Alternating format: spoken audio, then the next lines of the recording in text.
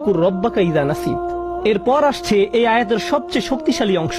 আমি এর উপর অতিরিক্ত কিছু সময় ব্যয় করতে চাই। এটা আসলেই সমগ্র কোরআনের অন্যতম সুন্দর একটি শিক্ষা। যদি একজন মুসলিম এটা বুঝতে পারে, তার জীবনটা সহজ হয়ে যাবে।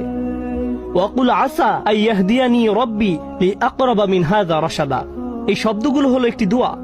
দুয়ার চেয়েও এটা আশায় পরিপূর্ণ একটি বিবৃতি। চলুন এই দৃষ্টিকোণ থেকে এর সাথে পরিচিত হই। আপনি ভবিষ্যৎ নিয়ে চিন্তা করছেন, শুধু আশা শব্দটি ব্যবহৃত হওয়ার দরুন। তারাজ্জি, আরবিতে যাকে বলা হয় হরফুত তারাজ্জি বা ফিআলুত তারাজ্জি, এমন ক্রিয়াপদ যা আশা প্রকাশে ব্যবহার করা হয়। আল্লাহ আমাদের এই আয়াতে শেখাচ্ছেন, মুসলিমকে অবশ্যই ভবিষ্যতের ব্যাপারে আশাবাদী হতে হবে। কোরআনের প্রতি আমাদের ঈমান ভবিষ্যতের ব্যাপারে আমাদেরকে আশাবাদী করে তোলে। আমি পরোয়া করি না খবরে কি আসে, আমি পরোয়া করি না গতকাল কি ঘটেছে, এর আগের দিন কি ঘটেছে। আমি মুসলমানদের এমন গ্রুপের অন্তর্ভুক্ত হব না যারা বসে বসে বলে উম্মার পরিস্থিতি দিন দিন শুধু খারাপ থেকে আরো খারাপ হচ্ছে,